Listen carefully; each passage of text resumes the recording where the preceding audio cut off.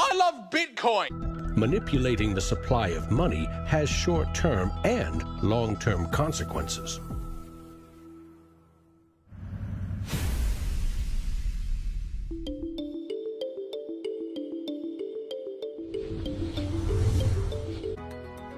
In 1913, bankers and politicians decided that it was in the country's best interest, and theirs, to have a permanent central bank. They created the Federal Reserve. Among its jobs, expand or contract the supply of a single national currency, the Federal Reserve note. The dollar was tied to gold, and strategic control of it would avoid booms that lead to busts. At least that was the plan. Then came 1929.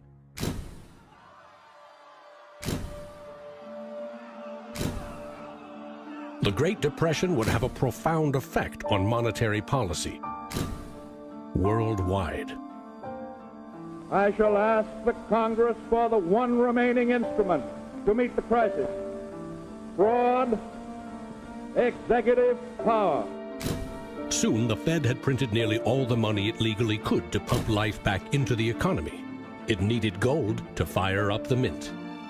So in 1933, President Roosevelt issued a controversial executive order, forcing all U.S. citizens to sell their gold to the Federal Reserve at a fixed price, or go to prison. In 1971, President Nixon settled the matter. He severed United States currency from the gold standard. I have directed Secretary Connally to suspend temporarily the convertibility of the dollar into gold or other reserve assets, except in amounts and conditions determined to be in the interest of monetary stability and in the best interest of the United States.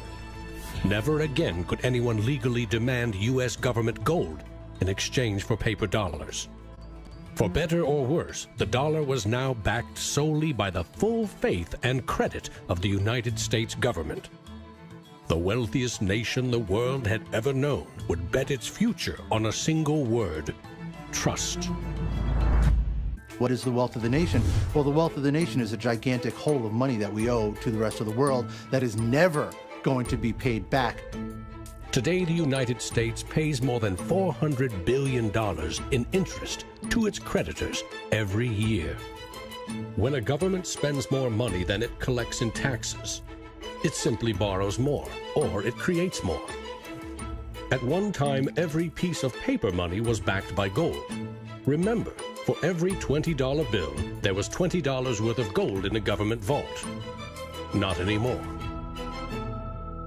Today, governments create currency by first creating bonds or treasury bills. These bonds are sold in the market, generating funds for the government that issued them. Large banks buy U.S. bonds to flip them, selling them to the Federal Reserve at a profit. This is the magic money machine. You see, the Fed is America's central bank, but it doesn't have any money. No cash on its balance sheets.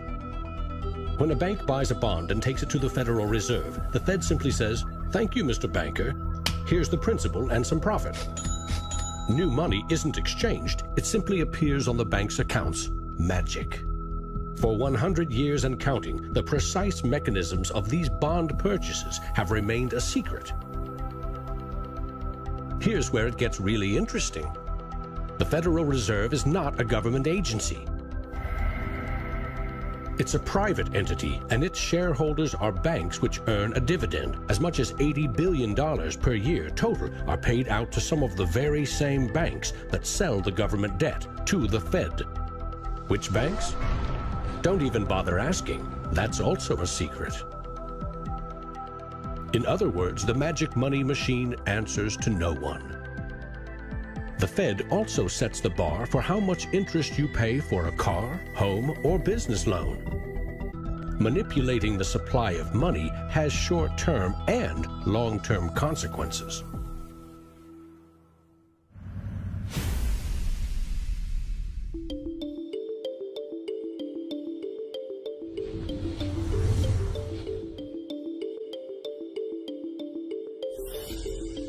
Central banks aim to create new money carefully, strategically, and very, very slowly.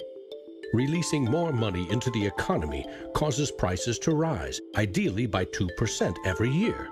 That's supposed to foster economic growth.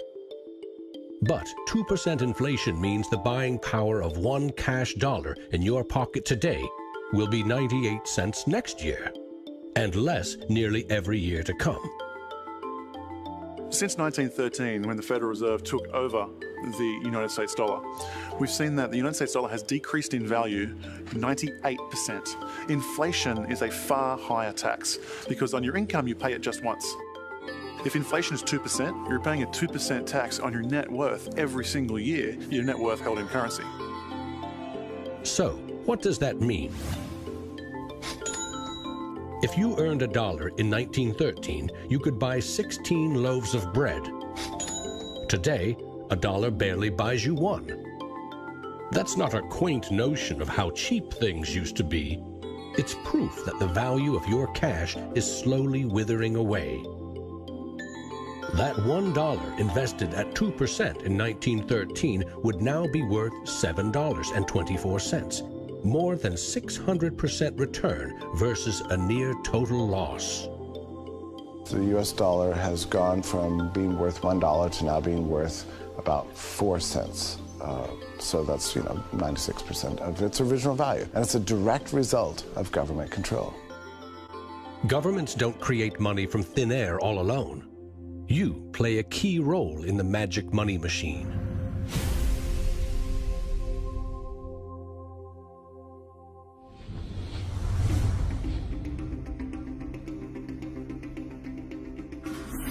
It's not really the central banks that are the problem. I mean, they're part of the problem, but the real problem is that we've given the power to create money to the same banks that caused the financial crisis. We put our paychecks and savings into a bank account and draw from it as we need it. The banks are custodians of our money. Right? Wrong. It is now the property of the bank on their balance sheets. They can do just about anything they want with it. For example, create new money. Here's how. Your bank account shows $100, but the bank only holds $3 and loans $97 to Bob to buy something. In the bank's computers, you still have $100 in your account, but Bob now has $97 of new virtual money in his account, just digits on a computer screen. There's no cash, no gold, or anything else backing up the new numbers in Bob's account. Just his promise to pay it back. This is new money created as debt. When those $97 are spent, say in a shop, the shop owner deposits into another bank, and it is lent out again, and again, and again. And each of these people have numbers in their accounts showing that they own this money. So your original $100 has multiplied. Now there are over $3,300 in the system. This process of loaning out far more money than a bank actually has as cash on hand is called fractional reserve banking. In the UK, 97% of the money that exists is just numbers in the computer system, and those numbers are created by the banks. Banks earn untold billions in interest every year by creating and lending virtual money. What's more, banks don't even need your deposit to create new money. If they consider someone credit-worthy for a loan, they can put new magic money into his or her account and start charging interest.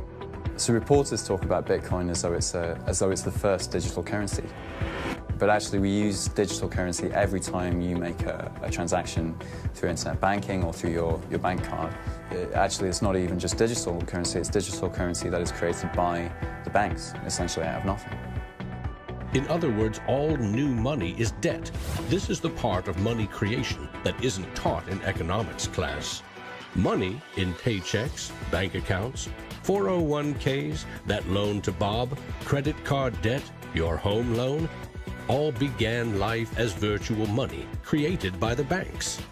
The entire system is based on trust. Trust in the bank's solvency. Trust in the debtor's ability to repay their debt. If all bank customers demanded just 3% of their deposits right now in cash, this run on the banks would reveal the truth. Almost none of that paper currency you think is in your bank account exists. It never did. History teaches that the most revolutionary and disruptive innovation nearly always comes from the fringe, not from corporate cubicles. True innovators see the world differently. They see the big picture, creating new products and entire systems that lead to new industries. Steve Jobs called them the square cogs in round holes. It's unsurprising that new innovations always come from a niche group of early adopters, because it is inherently very hard for many people to realize the benefits of new technologies. In 2011, most Bitcoin community people were either people from the technology space, the geeks and hackers, or people from the traditional financial industry. There are even some bankers and hedge fund traders using Bitcoinica at that time as well, which was really surprising to me. A radical new idea is often met with skepticism, ridicule, even hostility from those who stand to lose the most from its success. Case in point, the automobile. In the late 19th century, Carl Benz and others built the first cars, contraptions that could threaten the stagecoach and railroad industries. These self-propelled vehicles, or road trains, would certainly scare horses, injure people, and damage roads. Cars, the railroad barons said, were just too dangerous. And to protect us, they used their power to pass a law in 1865. It required every automobile in England to observe a 4-mile-per-hour speed limit and to be operated by a crew of 3, a driver, an engineer, and a flagman. This heroic flagman walked in front of the car to warn fellow citizens of the coming danger. The railroad tycoons, the lawmakers, the self-appointed gatekeepers used regulation to stifle innovation. But they didn't invent the flagman. He's been around for a long time. For centuries, very few could read. Books were copied by hand. The people in control, political and religious leaders, wanted to keep it that way, and they greeted Johann Gutenberg's printing press with licensing laws, publishing bans, taxes. In some parts of the world, printing was a crime punishable by death. After all, they were just protecting us from dangerous ideas. Before the printing press, there were an estimated 30,000 books in all of Europe. 50 years later, there were 10 million. As Gutenberg's invention flourished, the Dark Ages withered. Progress couldn't be stopped. But the flagman never stops trying. His masters set him loose on each of these innovations because they threatened someone's profits, someone's control. But remember, this is a story about money. What if a technological innovation allowed anyone in the world to be their own bank? To create a currency free from taxes and banking fees?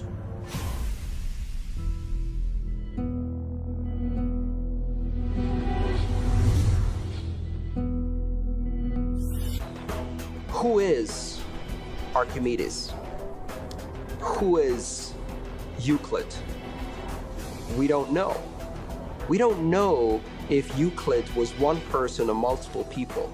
And you know what? It doesn't matter. Euclidean geometry works whether I know who Euclid was or not, whether Euclid was a moral and good person or whether he was a corrupt plutocrat and a bastard. Science and mathematics have essential truth that stands alone, irrespective of its inventors and irrespective of their motives. Well, Bitcoin is a system based on mathematical truths, and these mathematical truths stand alone. We can read the source code in Bitcoin and understand it, and it will be true whether Satoshi Nakamoto is a man, a woman, a collection of individuals, a government agency, or aliens from the future. Bitcoin is digital currency and computer software.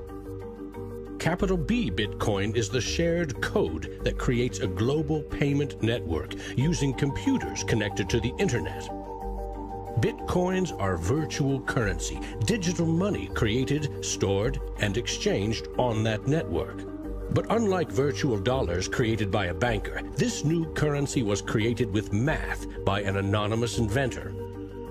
Bitcoin is an open-source software protocol like much of the code supporting the internet and email. Open source means anyone, everyone, can use the protocol. No one person or company can control it. Every change to the software is public, open, and transparent. The code was first developed by Satoshi. Then there were dozens, now hundreds, of programmers constantly collaborating to improve Bitcoin's features and security. So what makes Bitcoin a breakthrough? It tackles an ancient human dilemma and solves a computer science problem. Any shared information or data can be flawed, corrupted. Anything can be faked. How do we know that what we're receiving can be trusted? In our traditional mindset, it's very important to know who is behind this currency because their reputation is significant in knowing that our funds and the true wealth is actually safe. In finance, we rely on trusted third parties like banks, credit card companies, remittance services. They keep track of money as it moves from one account to another, and they charge us handsomely for it. We trust that their digital ledgers of credits and debits balance. A financial system that cuts out these middlemen could be faster, cheaper, and more secure. But Bitcoin is digital. Music and movies are easily pirated, copied, stolen. How can a digital currency retain value if anyone can make 1 million copies? The answer is at the core of Satoshi's invention. A Bitcoin is not a file on a computer. It's an entry in the publicly distributed database called the blockchain. Just as the Medici kept a ledger of credits and debits, today's banks record each transaction as a plus and minus in their ledgers. Now we call them databases. Bank accounts are replaced by a digital wallet that you alone control. Bitcoin's ledger is the blockchain, a record of every Bitcoin in existence and every Bitcoin transaction ever made. It always balances because no Bitcoin ever leaves it. When a Bitcoin is sent from one digital wallet to another, what they are really sending is control over that part of the database. Code that is a unique key for the new owner. As the network processes transactions, it constantly synchronizes the one ledger across the global network. Each computer or Bitcoin miner has a complete and identical copy. And because the blockchain is public, it cannot be controlled by any one person or computer. Owners of the Bitcoin mining computers are rewarded with new Bitcoins for processing transactions and keeping the network secure.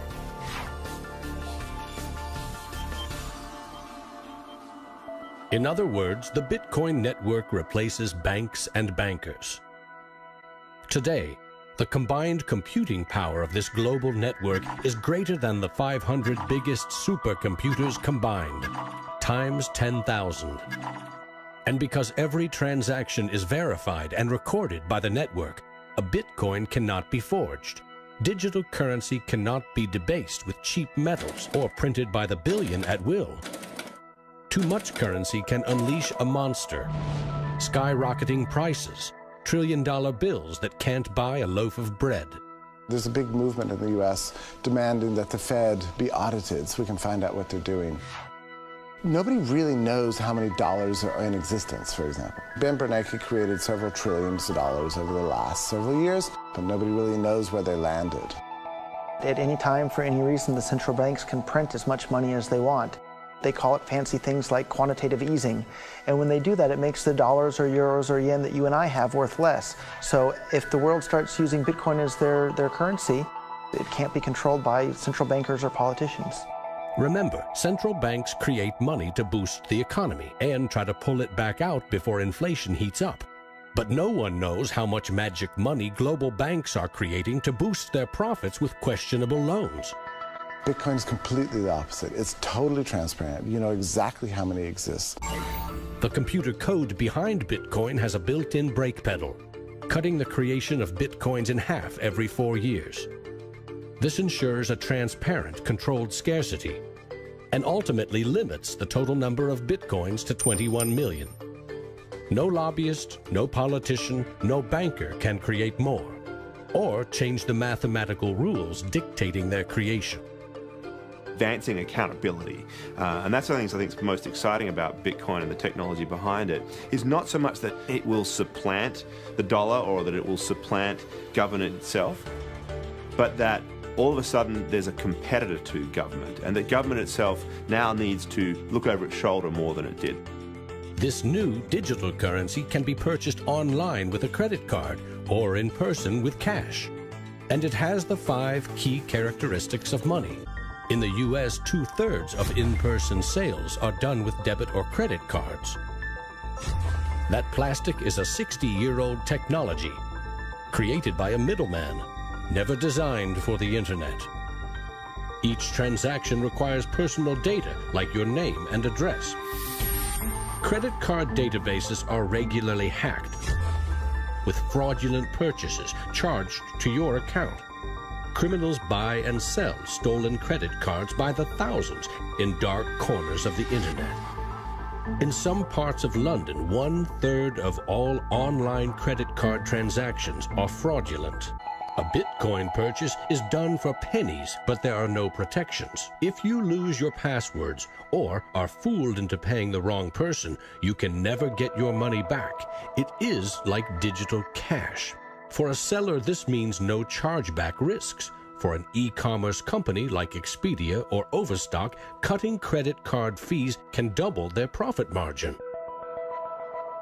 You could not miss the point more effectively than by thinking of Bitcoin as a currency and payment network that will make shopping easier for the first world. Bitcoin is about everything else, everywhere else. There are 2.5 billion people without a bank account. With Bitcoin, a mobile phone with an internet connection is now a bank with access to the global marketplace. What happens when Bitcoin services and infrastructure and Bitcoin wallets and payment processors start going into these countries? These people will be able to gain benefits from trade where they could not previously. These people will be able to send money home, international remittance, which is one of the major pain points of the current financial system. Yeah, if I send $100, with banks it's going to cost me 20%, Western Union is going to cost 10%, other options that are competing with Western Union is still going to be about 5%, and if you are sending to really remote areas, it's going to be anywhere between 15 and 30%. So in terms of money remittances, it's going to be a game changer using Bitcoin. You do not need a bank account. You just need an internet connection and a wallet to get set up. It's a tool to give people an access into the global ecosystem and give them a promise for an economic future, and specifically provide a way for them to not be dependent on a government that could shut down their bank accounts or even could go into their bank accounts and take out finances. An international wire transfer can take up to 4 days. Yet the internet allows us to instantly and globally share text, pictures, videos, anything digital. Why not money? Money, which we now know only exists as digits in a bank's database. With Bitcoin, you can send $1 or $1 million worth of value anywhere in the world. You can do it for free, or you pay the Bitcoin network fee, which is still just around a penny. And there's nothing that the big banks or politicians can do to stop it. A cryptocurrency that can only be created and transferred with computer networks may be the next step of the digital revolution. A lot of people want to criticize Bitcoin for being used for illegal things or illicit things, but if you look at it, the most popular currency in the entire world for doing bad things is the US dollar. If you think of Bitcoin as a platform instead of a currency, then you really begin to see the potential it has. The ledger, which cannot be forged, it cannot be changed, and is universally accepted, is genius. There will be Bitcoin technology forever, and it'll have applications for years to come. Creating a secure global payment system may just be the beginning.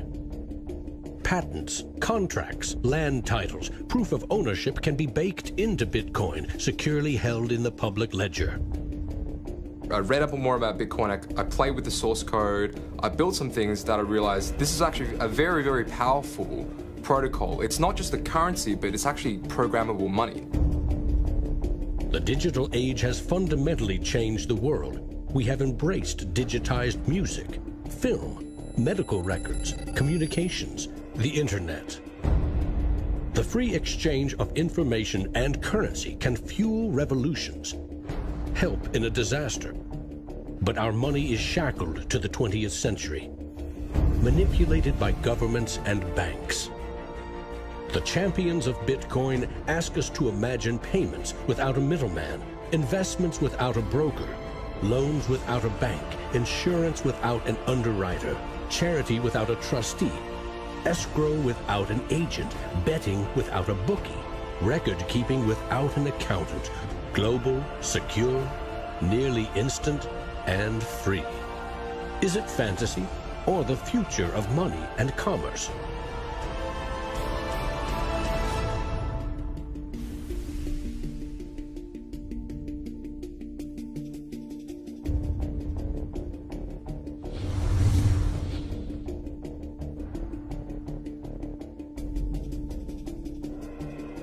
I love Bitcoins. I'm really into Bitcoin. If you don't know what a Bitcoin is, right, usually the way people describe it is digital cash. It's money for the internet. People are like, oh, I love my bank. I'm like, really? You ask a banker, you know what's 2 + 2? He's like, well, I can tell you, but there's a fee. Now, Bitcoin is a new technology. I like to say it's banking light. All of the convenience, none of the evil.